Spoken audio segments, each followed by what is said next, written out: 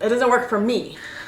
I give it to you if it works for you. Feel like 250,000 bricks are on your shoulder. Hey folks, I am back. I just wanted to give y'all a quick update on my ERA cycle. I'm actually a week after the ERA cycle, and there's just a lot to go over. Let's start with my lining check. So during the ERA cycle, I have to go to the clinic every few days so they could check my uterine lining, and my levels, my estrogen levels. And so when I first went for my baseline, my uterine lining was, I think it was like 2 something. And it was that low because I was on birth control for months because of my endometriosis. My doctor just wanted to make sure everything was being maintained and everything was being like suppressed so that nothing crazy was going to happen with my endometriosis. But for an embryo transfer, which we're preparing for, we want our uterine lining to be thick. So when I went in for my baseline, it was a 2 point something. So then I started taking the blue little pills, the estrogen pills, and then my second lining check was a 4.22. My third lining check was a 6.44, and my fourth lining check, which should have been my last, was a 7.5. And so at that point, we should have been at an 8 or above. They typically want your uterine lining to be an 8 or a 9 in thickness. Mine was a 7.5. So we increased my medication, and my doctor had me go in for one additional monitoring appointment a few days later, and it had only increased to 7.7. So I was honestly really bummed out that I wasn't at an 8, but at that point, I don't think she was gonna keep me on any medication any further. We kind of did what we could do to get it as thick as we could at that point. So we started the progesterone and oil shots. Those were really not that bad.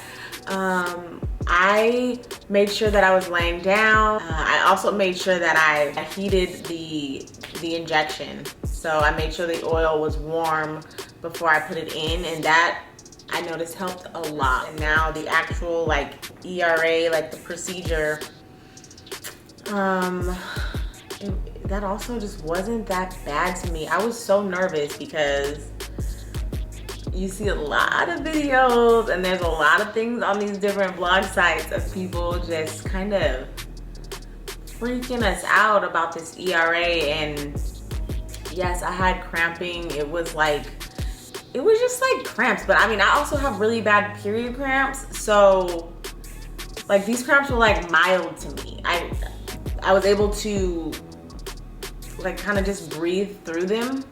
My doctor told me, okay, you're gonna feel cramping, and then for the next maybe like 10 seconds there was cramping, and that's all that I felt was cramping. So after she finished the first one, she's like, oh, but you know what, the lab likes to get a lot, so we're gonna go in for one more sample. So I actually ended up doing 2 samples that day. So she went in and did a second sample, and I mean, it was fine. So after that, my doctor called me later that day, and she told me that she wanted me to do a month worth of the Depo-Lupron, which originally we had decided we weren't gonna do because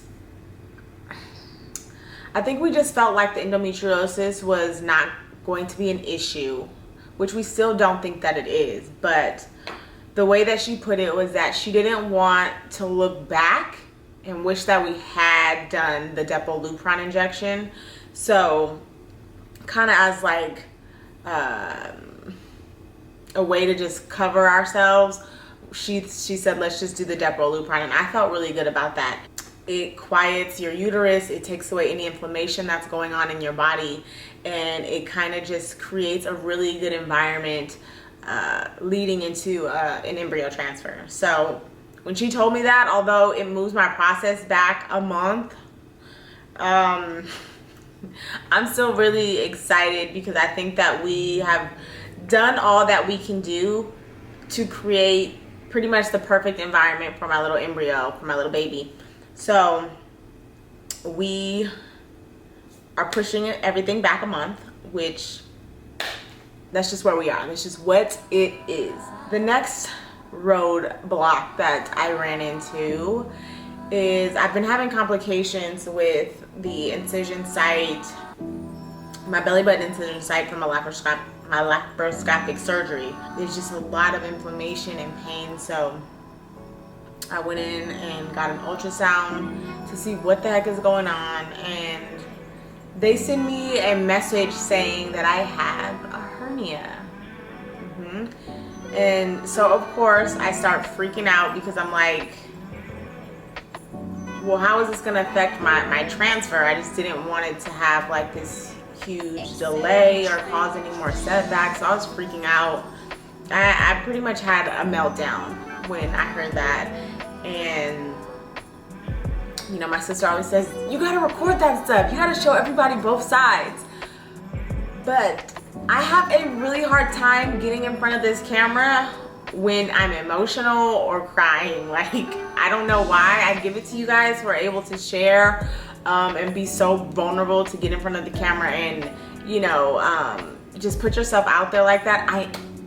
I'm not there. I have no problem talking about it and being open with the areas that were a struggle for me, but I can't be here and it's not gonna work. It doesn't work for me. I give it to you if it works for you. So I had a breakdown, and I ended up going to see a hernia specialist like 2 days later. Hernia specialist tells me there's no hernia. And I think that's been the most frustrating part, is just not really getting solid answers about where this pain is coming from and what the heck is going on. I did tell my IVF doctor about it. She's not too concerned about it, so I was happy about that.